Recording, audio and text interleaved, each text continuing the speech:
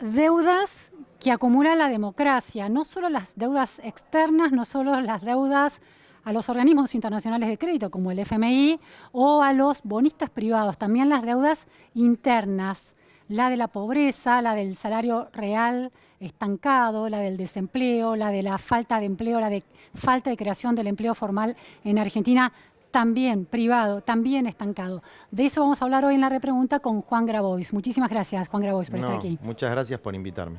Bueno, por supuesto, todo el mundo lo conoce, a Juan Grabois, pero hago unas pequeñas referencias biográficas. Abogado por la Universidad de Buenos Aires, licenciado en Ciencias Sociales por la Universidad de Quilmes, fundador de la Confederación de Trabajadores de la Economía Popular y además, bueno, también muy focalizado en derechos laborales de los sectores informales, por ejemplo, los cartoneros, y autor de La clase peligrosa, retratos de la Argentina oculta. Lanzaron, Juan, un documento la semana pasada que habla de deudas internas y deudas externas. ¿Cómo definirías a cada una? Conformamos un comité de acreedores de la deuda interna, ¿no? Con personalidades de movimientos sociales, movimientos ambientales, pueblos originarios, campesinos, pequeños productores, empresarios también hay, empresarios PYME, científicos del CONICET, rectores de universidades, dirigentes de centros de estudiantes, federaciones universitarias. Un poco con la idea de emular estas task force que hacían los acreedores, los bonistas privados. Sí. De hecho hay un comité... BlackRock, etcétera. Exacto, Sí. pero hacían comités de acreedores, ¿no? Entonces entre los comités hacían como un lobby, ¿no? Para tratar sus intereses. Entonces, sin arrogarnos la representación de todos los que son acreedores de la deuda interna, sí plantear que tiene que haber un espacio de la sociedad civil que plantee las principales deudas internas y que eso sean prioridad y se discutan al menos tanto como la deuda externa. Y desde luego tenemos una posición bastante común sobre que el último crédito con el Fondo Monetario Internacional, sin entrar en detalles técnicos, algo raro pasó, porque entraron 45.000 millones de dólares y de eso nos hizo un puente, nos hizo una escuela, nos hizo una ruta, nos hizo un hospital. Hubo gente que compró dólares muy baratos y hubo un proceso de formación de activos en el exterior, lo que se llama fuga, en muchos casos no declarados, que el comité tiene entre sus tareas bregar por la recuperación de parte de esos activos o de las ganancias ilegítimas que se obtuvieron con la fuga de esos activos para por lo menos mitigar el peso de la deuda externa en el pueblo y también para que se conozca la verdad de qué pasó con ese crédito, ¿no? Yo no soy un especialista, pero sí sé que es del más elemental sentido común que hay que investigarlo, no solamente en el fuero penal, que existe una causa, que la tiene la doctora Capuciotti, sino fundamentalmente en lo que tiene que ver con lo político-económico, ¿no? ¿Quiénes se beneficiaron? ¿Qué pasó con esa plata? Que es mucha. La oposición del gobierno de Cambiemos, economistas que uno podrá estar de acuerdo o no con su signo ideológico, pero sin dudas manejan la racionalidad de la economía, plantean que parte de esa deuda, gran parte, se usó para pagar intereses de las deudas de Cristina Fernández de Kirchner. Esto para poner otra lectura sobre la mesa que el documento y tu posición no está contemplando. Pero está claro que es una deuda externa. ¿Las deudas internas cuáles serían? Te hago un breve comentario. Una parte se usó para eso, sin lugar a duda. Una parte se usó para cubrir déficit también. Pero hubo por lo menos 27.000 millones de dólares que se utilizaron para comprar pesos baratos, ¿no? Entonces, un dato que eso tiene que investigar. Porque yo te puedo decir esto y vos me puedes decir, no, mira, no estoy de acuerdo. Tiene que haber una comisión, que existe, la comisión bicameral, sí, que haga un dictamen, puede ser de mayoría y de minoría, para que el pueblo tenga por lo menos la posición oficial de quienes nos representan en el Congreso. Y digamos, Juan, ¿no? ¿por qué esa deuda en particular, la de deuda de Cambiemos con el FMI, y no, por ejemplo, las deudas que adquirió el gobierno de Cristina Fernández de Kirchner con Venezuela? Porque esa deuda tiene un carácter muy, muy particular, que es una deuda que viene con condicionamientos a la política económica, además, y que tiene revisiones trimestrales de una entidad que muchos consideramos que no está para ayudar a los países a salir adelante, sino para someterlos a condiciones que impiden su desarrollo, y que este comité tiene que ver en sus revisiones trimestrales que no aplique políticas que vayan en contra de los jubilados, de los estudiantes, de los trabajadores, etc.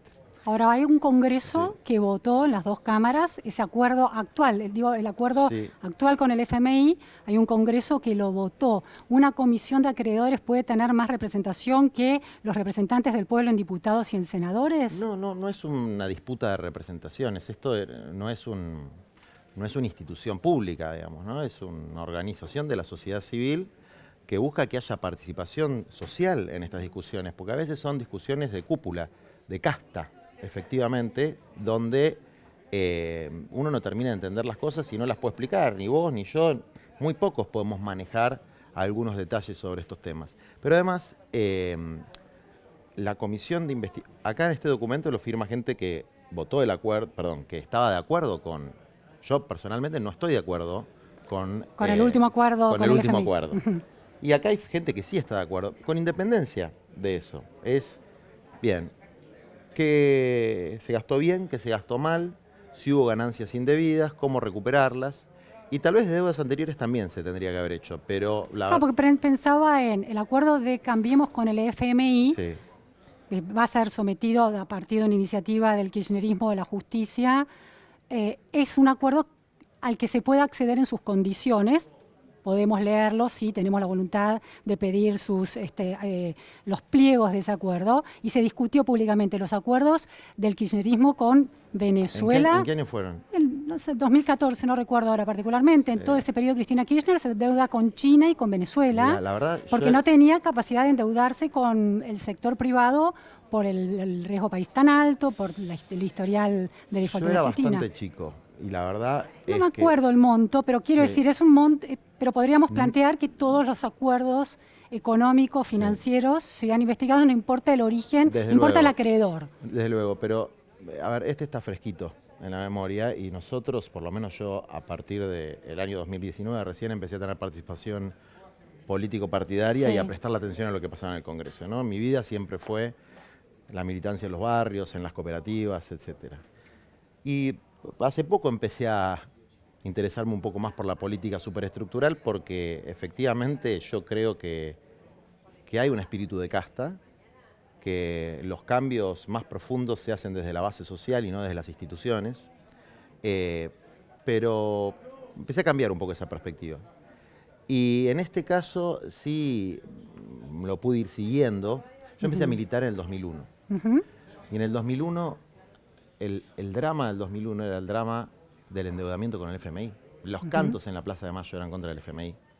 A mí me metieron preso bajo estado de sitio el 20 de diciembre de 2001. Ahí es cuando empecé a definir mi vocación en la vida, ¿no? Ese día en esa comisaría. Entonces es algo que está en mi generación, que es lo que genera el Fondo Monetario Internacional. Vamos a ir, quiero, antes de hacer, entonces está claramente la deuda externa, el reclamo que hay de investigación de la deuda externa, pero quiero entender el concepto de deuda interna para el documento y para ustedes. Entonces, ¿para qué la investigación? Para poder mitigar los daños y el incremento de la deuda interna, que a su vez este comité lo que tiene que hacer es ponerla, jerarquizarla, digamos, plantear, acá está la verdadera deuda que tiene el Estado argentino y de la que se discute muy poco. La pobreza, por ejemplo. La pobreza es una de ellas, pero a vos te gusta mucho el tema educativo. Sí. Bueno, la educación. Es decir, hay una ley que establece que es obligatorio que haya de salita de 3, 4 y 5, y no hay un 10, 12%. Las escuelas de jornada extendida son el 16%, tendrían que ser el 100%. Es decir, hay una serie de, bueno, ni que hablar de la deserción escolar, que es la principal correlación que hay con la criminalidad violenta, es la deserción escolar. Entonces hay un tema, una deuda educativa, que es, no se puede atribuir a un solo gobierno, que nadie resolvió del todo, y que en la pandemia se puso de manifiesto de manera brutal, ¿no? Entonces, esa es una de las deudas que hay. En el documento ustedes mencionan la pobreza, la caída del salario, el déficit habitacional, la falta de acceso a la tierra y la destrucción del medio ambiente como estas deudas internas, esta noción de deuda interna de la democracia argentina, por lo menos, en relación a la ciudadanía, a todos, ¿no? Así es. Porque la sociedad tiene vasos comunicantes. Ahora, en esa lógica, entre esa deuda externa que plantean y esta deuda interna hay una lógica de causa y consecuencia. Hay una relación. Ustedes plantean que el FMI, con esta centralidad que le das a tu vida y a la vida política de Argentina, los acuerdos con el FMI y el peso del FMI en la política local generarían, por ejemplo, un impacto importante sobre la pobreza y una deuda en términos de pobreza. Los procesos de endeudamiento y de destrucción de las capacidades transformadoras del Estado es un proceso que, desde mi punto de vista, empieza en el 76, con el golpe de Estado. Se profundiza en los 90. La verdad es que los números que yo leí indican que durante los gobiernos kirchneristas el monto de la deuda cayó significativamente y vuelve a tomar un impulso muy grande en la relación deuda-producto bruto interno durante el macrismo, y hoy es un ancla para el desarrollo humano integral de nuestro pueblo. Pero no es la única causa. Es un elemento muy importante. Pero en el documento es muy central, ¿no? Es central porque el comité dialoga con la comisión bicameral, que para que se entienda que esto no tiene un carácter faccioso, es una comisión que está presidida por Mayans, que es un senador del Frente de Todos, al que le manifestamos nuestra preocupación porque en 2 años no cumplió con la investigación sobre los activos formados en el exterior, porque hay mucha gente en la política, en los negocios, en los medios de comunicación, en la fuerza de seguridad, que tiene activos no declarados en el exterior. Pero ahí el argumento del senador Lustó de los activos de Néstor Kirchner de la provincia de Santa Cruz que fueron girados al exterior y no se conoce bien cuál fue su destino, ¿también caerían en esa investigación? Es que cuando uno empieza a darle nombre propio a las cosas es cuando cae en la grieta, digamos. Porque eso que dice Lustó es una chicana. Pero es una realidad, esos activos salieron del país. Independientemente de si sea realidad o no, yo te puedo decir los de Macri, los de Torello, los de este, los del otro, no sé, se me ocurren nombres. Pero está demostrado lo de Santa Cruz, que salieron del país. Yo no vi ninguna sentencia firme que diga eso, pero aunque la hubiera... Bueno, no necesariamente es un delito. No, por eso, pero aunque lo hubiera. Si uno a cada problema estructural le quiere poner nombre y apellido, de hecho yo no dije Macri en ningún momento de la entrevista. Todo el tiempo. No se pueden discutir las cosas. No se pueden discutir los problemas profundos. Estoy de acuerdo, Juan. Y te hago una pregunta en ese sentido que me parece súper interesante. Esta idea de que hay un endeudamiento de la Argentina que es endémico. Sí. ¿No? Al menos desde el golpe del 76. Pensemos en la democracia, porque si hacemos la historia de todo el siglo XX es complicadísimo. No podemos pensar desde la democracia. No, bueno, hay una deuda externa que se hereda de la dictadura, sin duda, sí. Y hay una lógica que se hereda de la dictadura, que es la incapacidad del Estado de resolver algunos problemas, porque hoy el Estado tiene 2 botones, uno para recaudar y otro para repartir. Cualquier tarea más compleja que esa le cuesta muchísimo. Entonces, gestionar la escuela pública, gestionar el hospital público, gestionar procesos de creación de trabajo, por ejemplo, en la economía popular, gestionar procesos de repoblamiento de la Argentina, ¿no? Alberdi, no Fidel Castro. Alberdi decía, gobernar es poblar. Y Perón decía, gobernar es crear trabajo. Y esos 2 elementos constitutivos de todo el espectro político, desde liberales hasta el nacionalismo popular de la Argentina, son cosas que el Estado, resortes que el Estado perdió a partir del golpe de Estado, con la incapacidad de planificar en el mediano y largo plazo. Yo te planteo esta correlación que me parece súper interesante para relativizar el peso.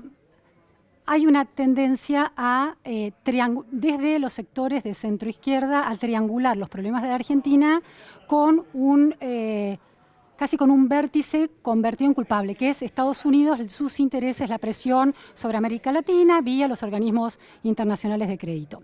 Mirá qué interesante, ¿no? En 2005, Néstor Kirchner da por cancelada la deuda externa, ¿no? Con los organismos internacionales de crédito.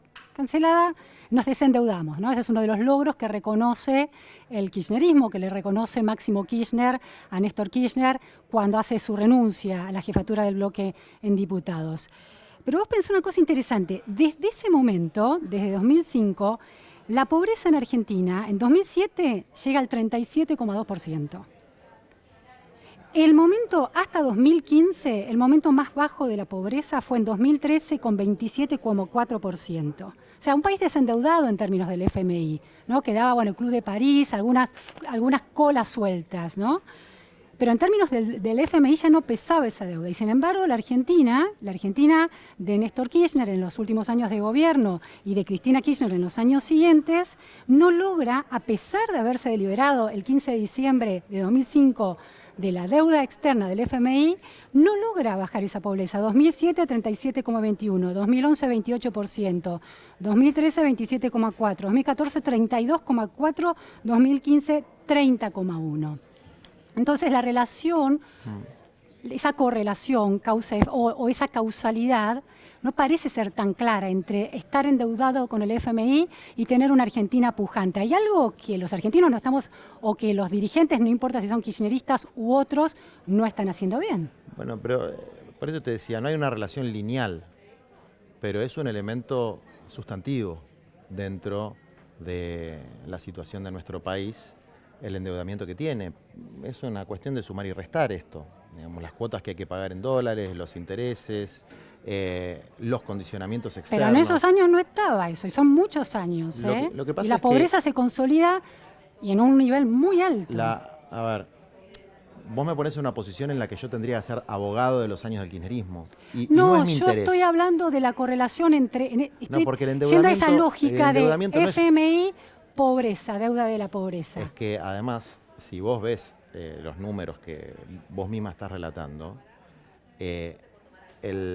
hubo un default antes. Llegamos al 60% de pobreza. Sí. Y hubo una renegociación con los acreedores privados. Sí. Que redujo el stock de deuda muchísimo. Y ahora también una renegociación con los acreedores privados, que redujo bastante el stock de deuda. Es decir, si no se hubiesen hecho esas renegociaciones, era imposible que la Argentina... Entonces, la deuda externa es con organismos internacionales de crédito y también con privados. Y las dos tienen un peso muy importante en los problemas que tiene la Argentina y en todos los países deudores del mundo. Yo te propongo otra lectura, sí. Juan. Si fuera que el Estado argentino es particularmente insuficiente, que liberado de sus deudas o con deudas más allá del FMI, es particularmente ineficiente para, con los recursos que tiene, sacar a la gente de la pobreza. Estoy de acuerdo. ¿Estás de acuerdo con eso? Sí. Yo estoy de acuerdo con que el Estado es ineficiente e ineficaz. Y no importa quién esté en el gobierno, si el kirchnerismo y el Frente de Todos o el Frente para la Victoria o Cambiemos. Porque no es el gobierno el ineficiente necesariamente, es el Estado. Es decir, cuando se ganan las elecciones, apenas tenés el gobierno. Apenas. Ni siquiera puedes manejar el gobierno. Mucho menos el Estado. Entonces, frente a esa ineficiencia hay dos caminos, ¿no? El camino neoliberal, que es hay que privatizar, hay que reducir el gasto público, hay que sacar prestaciones sociales, que algunos lo dicen abiertamente y con honestidad intelectual, como Milei, dice lo que él piensa, y otros te lo van edulcorando, depende del día. Entonces, un día te dicen pobreza cero, otro día te dicen que van a dejar algunas cosas, pero van a sacar... Es decir, pero hay un camino, que es el camino del ideario neoliberal, y hay otro camino que es plantear que el problema no es las funciones que tiene el Estado, es efectivamente hacerlas eficientes. Y que eso se puede hacer. Y eso se puede hacer con pensamiento estratégico, con planificación, con gente proa, y que eso es un proceso que le va a tocar a otra generación. Y que somos la macro, el balance, el equilibrio fiscal, ¿qué rol tiene en esa cosmovisión? Un equilibrio fundamental, no tendría que haber déficit. Pero ¿cómo se logra el déficit cero? Para vos. En tu concepción, ¿cómo se logra? No, primero contestame vos y no, después te contesto yo. Yo soy periodista, te estoy preguntando vos qué pensás todos estos días. Pero vos me contaste tantos números de Néstor y Cristina. Una mirada sobre eso es que el déficit cero se logra gastando los recursos que el Estado tiene. Bueno, y hay dos formas de que eso no empate. Más de lo que el Estado tiene. Hay dos formas. Y creciendo. Bueno. Porque si no se crece, no se puede ir satisfaciendo las necesidades y las demandas sociales que son siempre crecientes e imparables. Estamos hablando del déficit, no del bienestar de la Argentina. Pero el déficit tiene que ver con falta de recursos que nos genera la economía. Hay solamente dos formas de llegar al déficit cero, que se pueden combinar. Gastar menos o recaudar más. Recaudar más es crecer más. Si querés recaudar más, vas a achicar la posibilidad de inversiones eso que vos decís sin crecer. No es necesariamente así. Puede ser así, pero no hay una lógica objetiva que justifique y fundamente tu razonamiento. Te quiero... Déjame terminar. En la Argentina hay un mito que, si uno lo compara con los países nórdicos, queda absolutamente destruido, de que hay una tremenda carga impositiva sobre la gente, los propietarios. No es verdad. Hay muchos impuestos, es muy desordenado, hay más de 150 impuestos, todo eso es cierto, pero los impuestos sobre el patrimonio son muy bajos en la Argentina. Lo que se llama bienes personales, sobre todo los inmuebles rurales, los grandes inmuebles rurales, y los bienes urbanos, en los países que admiran, en general los que dicen tener una posición antipopulista, tendrían que pagar bastante más.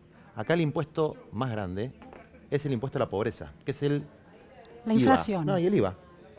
Claro, el IVA que lo paga un el IVA y la multimillonario inflación. O un pobre Sí, cuando sí. va a comprar un sachet de leche. Entonces, la matriz impositiva de la Argentina es regresiva. Ahora, no es que los impuestos se recauda poco, no solamente por un problema de crecimiento, sino por un problema de una evasión desenfrenada en los sectores primarios, minería, exportación de granos.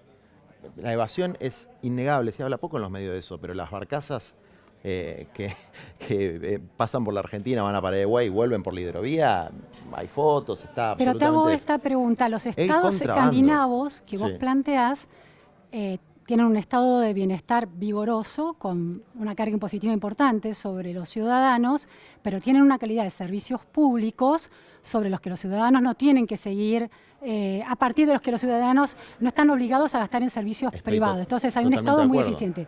Te quiero leer... Pero ¿qué es lo que hay que resolver entonces para lograr el modelo nórdico? Que es mi modelo, ¿eh? Mi modelo no es Venezuela, mi modelo es Finlandia, Noruega. El mío también. ¿Qué es lo que hay que lograr? Recaudar y usarlo bien. La eficiencia. Sí. Y recaudar. Sí. Entonces, vos y yo coincidimos con que habría que hacer más eficiente el Estado y que la gente que tiene altos patrimonios en la Argentina tendría que pagar más.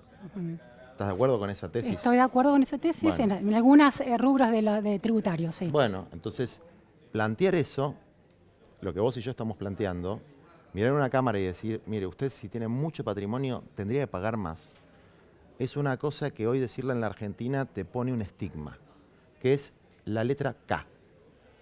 Tenés una K acá. Viste que en los últimos años se empezó a respetar más el derecho a la autopercepción, del género, de la etnia, pero la autopercepción política no. Entonces, yo no me autopercibo kirchnerista, pero te atribuye, bueno, sos parte de él, al frente de todos, de una coalición donde el kirchnerismo es central. Sí, pero es una coalición donde está el Partido Comunista Revolucionario Está bien, y el Frente pero Renovador de Massa. la identidad está dada por la presencia mayoritaria del kirchnerismo y por el liderazgo de Cristina Fernández de Kirchner. Algunos son albertistas también, ¿no? En los medios. Sí. Entonces, los albertistas, los kirchneristas, son como el pensamiento binario de un sistema de información, de comunicación, un poco lo que hablábamos antes, que se va volviendo cada vez más pobre intelectualmente, que no puede salir de categorías binarias. Yo te quiero sacar de esas categorías binarias para pensar la información que hay sobre Argentina, porque también hay una idea de que, mira, el otro día entrevistaba a un economista que analizaba muy claramente el tema de esta discusión sobre el impuesto a los más ricos en Estados Unidos, está muy instalada a partir de la interna demócrata que define finalmente la candidatura de Joe Biden y sigue estando presente en el medio de la guerra de Ucrania por los impactos que hay en inflación y el golpe a los sectores más vulnerables en términos de precios de alimentos. Entonces, hay una lógica de que temporariamente podría tener sentido impuestos a los sectores, al poder adquisitivo más alto, pero ultrabillonarios que representan el 2% de la población, aunque sea temporariamente para paliar la crisis. El problema es que la contraprestación del Estado tiene que ser muy buena y muy legítima para que sea legítimo exigir más plata, porque si es más plata para que se desperdicie, y te voy a dar unos datos muy interesantes, un trabajo, por supuesto, me imagino que lo conoces a Rodrigo Sarazaga, Perfectamente. jesuita, cientista político, doctor en ciencia política por la Universidad de Berkeley.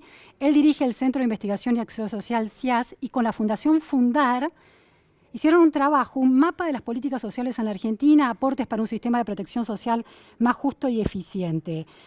Evalúan los planes sociales, la efectividad de los planes sociales cooperativos y otros desde 2002 a 2020. Y llegan a esta conclusión. El Estado argentino no ha logrado reducir los índices de pobreza. Este desempeño va a contramano de lo que ocurre en la región. Prácticamente todos los países de América Latina lograron hacerlo de forma sostenida. Las dificultades para combatir la pobreza en nuestro país no se originan en un gasto público insuficiente. La Argentina es el segundo país de América Latina que más invierte en protección social. Entonces ahí la ciudadanía se plantea, ¿por qué un Estado que cada vez le pide más en términos recaudatorios a los ciudadanos, no importa su nivel adquisitivo, olvidémonos de si los pobres más o menos, sino que el Estado está recaudando cada vez más, está llevando esa recaudación al gasto social y lo está haciendo terriblemente ineficiente? Yo creo que a veces se mezclan las discusiones por intereses y conveniencias, porque yo no creo que el 1% más rico no quiera pagar impuestos porque está muy preocupado por la eficiencia del gasto público. Yo creo que no quiere pagar impuestos por una cuestión de ambición, por una cuestión de intereses. Es decir, que a veces para justificar la avaricia de unos pocos se utiliza un argumento real que es la ineficiencia del gasto público.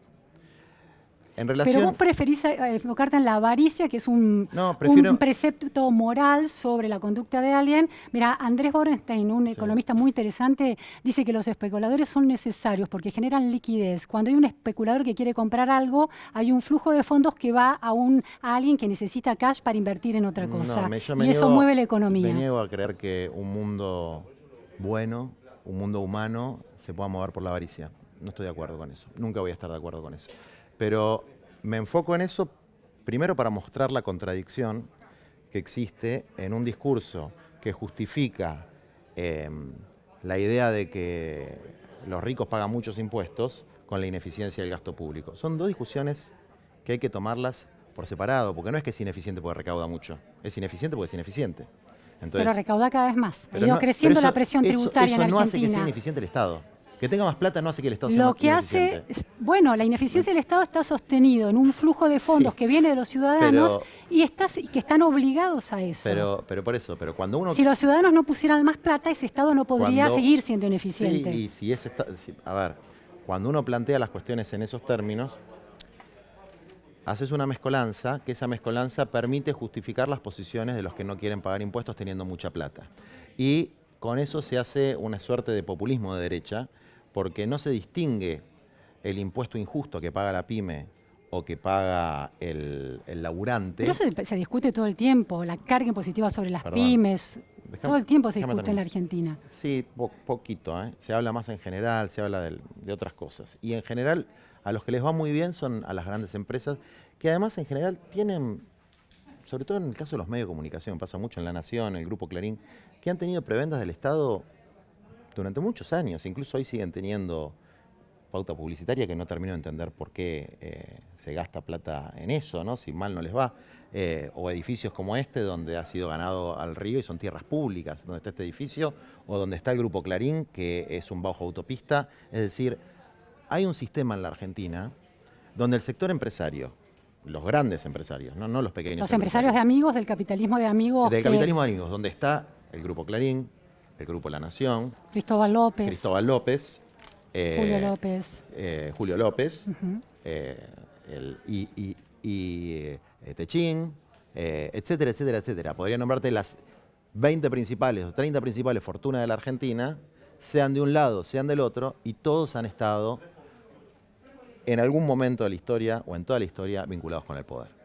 Lo que pasa es que cuando el que está vinculado con el poder es el que está más cerca tuyo ideológicamente, uno tiende a hacerse el boludo. Entonces eso es lo que genera niveles de hipocresía. ¿Por quién lo decís? En general, digamos. En general, por ejemplo, a vos te consta el nivel de apropiación de bienes públicos que tuvo este grupo para el que trabajás y sos una laburante, no te estoy atribuyendo ninguna responsabilidad. ¿Te consta?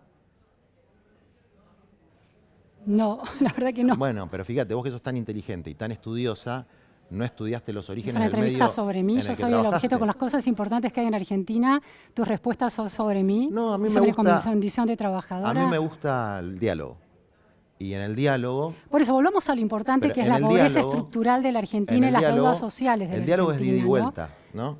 Y Yo hago esto es un diálogo sin una entrevista y los temas centrales de la Argentina, los argentinos están esperando que los dirigentes sociales Sí. como vos den respuestas a cuestiones Es- muy es centrales. que yo Por estoy ejemplo, tratando de argumentar la pobreza. la cuestión impositiva y no me dejas terminar. Entonces te estoy planteando, por un lado, que plantear que hay mucha recaudación o mucha carga tributaria, así en general, es un error. Hay mucha carga tributaria para las pymes y para los trabajadores. Hay poca carga tributaria para las grandes fortunas. Primer ¿Cómo punto. te- Segundo punto. No, me dejas terminar. Segundo punto. Todo lo que quieras, pero cambiemos porque hay otros temas No, importantes. segundo punto. El gasto público en la Argentina es proporcionalmente más bajo de los países escandinavos. Y el impuesto a los altos patrimonios, que vos decís que tiene que ser temporal, en los países escandinavos es permanente. ¿De cuánto es el gasto público en los países escandinavos? Por lo menos el 60% del PBI. La composición ¿A qué llamas el gasto público? ¿Educación, salud? a todo el gasto público. Ah, bueno, A sí. todo el presupuesto público. Pensé que estabas hablando de planes vinculados directamente con la pobreza. Y de los planes vinculados con la pobreza, ¿cuáles serían en la Argentina? Los planes cooperativos, planes la AUH, Bien. planes Entonces, sociales. La UH y la jubilación no son planes, son derechos. Hay una diferencia. Son derechos de la seguridad social. Como la jubilación. Bueno, podemos y la llamarlos UH. derechos, no hay problema. Durante el Pero gobierno- están garantizados por planes de política pública. Durante el gobierno de Cristina, y esto le guste a quien le guste, y Sarazaga lo reconoce, pero esa parte de Sarazaga nunca se lee. Durante el gobierno de Cristina hubo dos medidas que son muy importantes. La creación de la asignación universal por hijo y la ampliación de la gente, de los abuelitos, las abuelitas que tenían jubilación. Antes era el 60%, hoy el 90 y pico por ciento tiene cobertura, baja. Muy Pero todo el baja. mundo tiene cobertura. Pero antes había un 40% donde no tenía nada. ¿Te acordás de Norma Pla, etcétera? Sí, sí. Nada, ni para quedarse muertos. Ese esquema de seguridad social es un esquema que en términos de eficiencia del gasto es bueno. No hay intermediación. La gente recibe directamente la plata. La AUH es un gran mecanismo de derechos. de sí, derechos. sí. Lo De que llaman consolidación de normalmente derechos. planes sociales y que es el gran tema Los de planes los piqueteros, cooperativos. etcétera, son el 0.05% del presupuesto. 0.05 del presupuesto.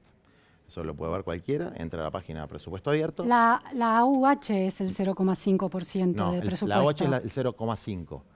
El plan Potenciar Trabajo, que es el único plan social que existe hoy para cooperativas, es el 0.05% del presupuesto.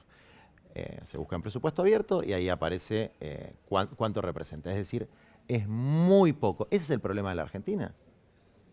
La plata que le dan a los negros piqueteros. Te doy Está mal enfocado. Mira, el te problema. doy unas cifras interesantes Sí. para escuchar tu parecer. En el trabajo de Sarazaga, lo que él plantea es que, bueno, Brasil, su gasto social en este tipo de cuestiones, en los derechos de los sectores más vulnerables, llega respecto del PBI al 12,6%. ¿Sí? Sí. En la Argentina es del 11%, cifras de 2018 Sí. son las que maneja Sí. el documento. En Chile llega a ese gasto a 5,8% y en Uruguay al 7,3% del PBI. Pero Sí. sin embargo, Argentina, viste que la comparación internacional de la pobreza es un tema, jodida, entonces sí. usan Al Banco Mundial. $5,5 diarios, Sí. aquellas porcentaje de personas que viven Sí. con eso. En la Argentina, con el 11% del PBI, el 9,56% de los argentinos vive en esos niveles de pobreza medidas por $5 diarios. En Chile, que dedicó el 5,8% del PBI, el nivel de pobreza es de apenas el 3,72%. ¿Y en Brasil? Y en Brasil es con el 12,6%, ese te lo debo, no lo tengo. Bueno, habría que ver el de Brasil porque... El de Uruguay es del 7,3% del PBI. Sí. Y el nivel de pobreza es de 2,85. Entonces, el gran planteo de este documento es que la Argentina está gastando un montón de plata y no está reduciendo la pobreza. No, la Argentina no está reduciendo la pobreza y no está gastando un montón de plata. está gastando muy poca plata en reducir la pobreza. 11% de PBI. Poquísimo, digamos, es la prioridad nacional principal. Tendría que ser muchísimo más. El problema es que... Tendría que ser más si con eso estuviera reduciendo la pobreza, pero, claro, pero no está reduciendo la pobreza No. con eso. Porque es poco, decís vos. lógico, esa es una de las razones. no será porque es por- ineficiente, las dos cosas. Las dos cosas. Pero el dato de Brasil es interesante. Sí, porque te lo debo a ese dato. El dato de Brasil es interesante. Y es interesante el dato de Colombia, el dato de México, Sí, porque, no lo tengo justo el de... porque vos sabés que Uruguay es un país muy pequeño, Sí. Chile es un Ah, vos país... decís porque por un término de cantidad de población o... Uruguay es un país muy particular. Sí.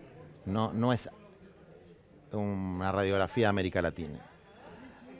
Chile es el país más desigual de América Latina, lo cual hay una medida subjetiva de la pobreza también que Chile tiene que ver no con es la el desigualdad. país más desigual de Sí. América Latina. Chequealo. No, ¿te lo puedo decir? ¿Querés que te diga los datos de Chile? De la desigualdad. Sí. Sí, decime. Bien. Chile redujo de acuerdo con sin comparaciones internacionales, ¿no? Con su propia medida de pobreza.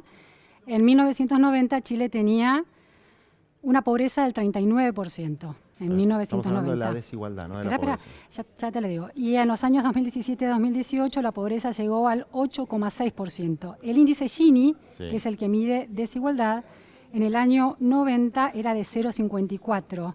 En el año 2017-2018 es de 0,45, muy parecido al de Argentina. No, el de Argentina es más bajo. ¿Cuánto? Creo que es 0,39 No. o 0,40 por ahí. Bueno. Pero no llega ni por casualidad a ese Pero nivel me de parece, desigualdad. ¿sabés qué, Juan? Pero- Me parece re interesante el caso chileno, porque esta idea de un país neoliberal, con una matriz extractiva, etcétera, redujo la pobreza Sí, pero 30 puntos. Lo que pasa es que, mirá, ¿por qué hubo una rebelión popular en Chile? ¿Por qué hay una alcaldesa comunista, partido comunista? ¿Sí? ¿Por qué Boric De una comunidad de Santiago de Chile, no es la alcaldesa de Santiago de ¿por Chile, qué de una comunidad en Boric particular. es el presidente emergente de esa rebelión popular? No estaban muy felices todos los chilenos con No. este modelo maravilloso. Entonces ese modelo maravilloso explotó por los aires. Hay una constituyente, van a cambiar la constitución. No estaban muy felices con el neoliberalismo pinochetista. Algunos estaban felices. Habían pasado 40 No años todos. del regreso de Pinochet. No todos. Entonces, cuando uno analiza las cosas, las tiene que analizar en su integralidad. Porque si uno ve aspectos únicamente numéricos, no termina de comprender la realidad. Vos, en Colombia, en México, en Brasil, podrías tener números mejores que los que hay en la Argentina, en algunos aspectos. Pero el nivel de penetración del narcotráfico, el nivel de animalización de la vida humana que hay en esos países, producto de esos fenómenos de falta de redes sociales, en la Argentina, gracias a Dios, no existe. Y la última barrera que tiene la sociedad contra eso son las organizaciones sociales. Ahora, Si no déjame... existieran las organizaciones sociales, la Argentina no sería Uruguay, sería las favelas de Brasil.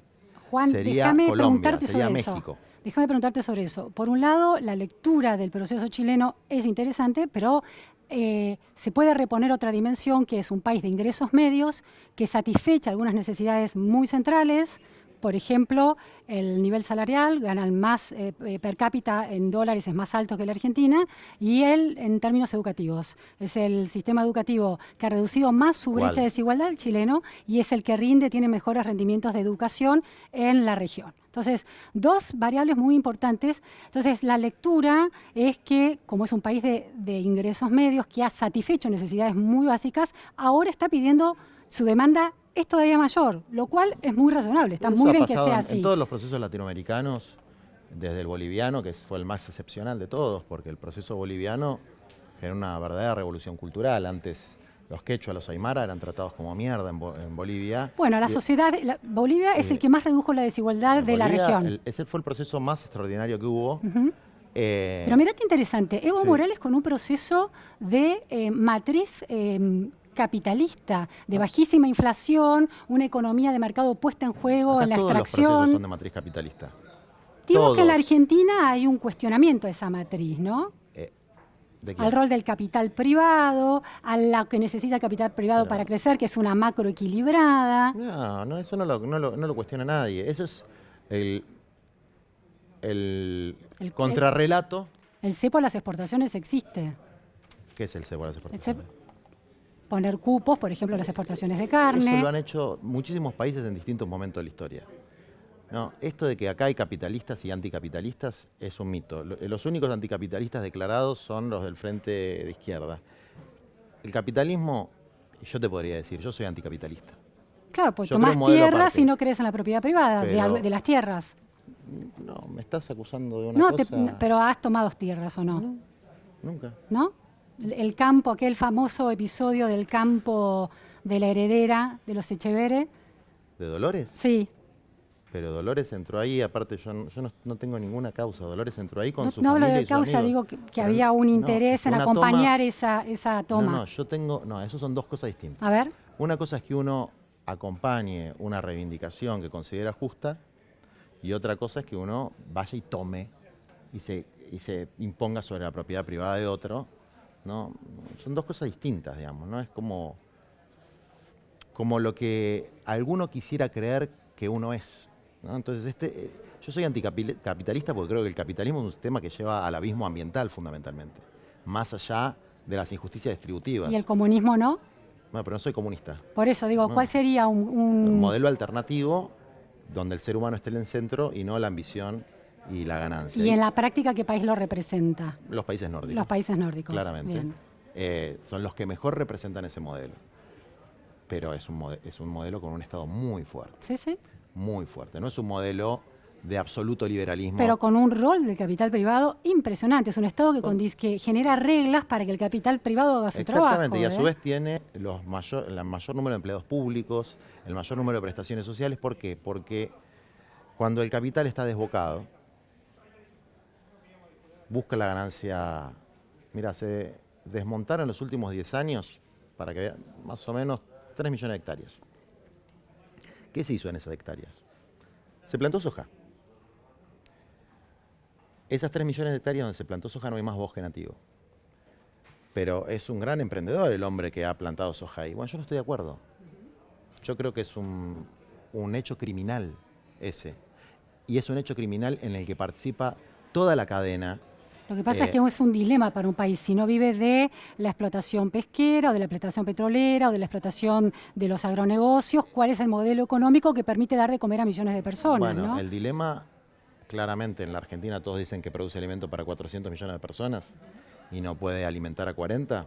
Hay un problema distributivo, no hay un problema de producción. Si vos producís alimentos para 400 millones de personas y no puedes alimentar a 40, que el problema es la producción. Hay que producir más. Hay que producir para 600 millones de personas para poder alimentar a 40. ¿O hay un problema de distribución? Yo creo que la respuesta es absolutamente lógica. Hay otro elemento que hay que pensarlo muy bien. El CULFAS sacó un plan productivo, ¿no? Sí. De 10 años. Es bueno que se hable a 10 años. Yo lo leí, es interesante. Es muy parecido al que tiene la oposición. Dice que va a crear 2 millones de puestos de trabajo privados si todo sale bien, en 10 años.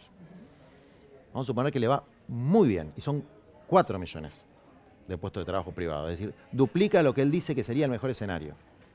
Vivimos en una sociedad con 60% de trabajadores excluidos del mercado laboral, del empleo, Formal. Ujú. del empleo asalariado privado estable. Ujú. Ese es un problema de la Argentina, no es un problema mundial. Hay una crisis tremenda hay una explosión de las formas tradicionales de relaciones de empleo. Hay una explosión. Esto lo dice desde Elon Musk hasta el Papa Francisco. Cualquier persona que tenga sentido común se da cuenta de que el empleo privado no va a alcanzar para todos. Y es duro, pero es la realidad. 2 millones de empleos privados en 10 años apenas cubren la tasa de crecimiento vegetativo de la población. Ujú.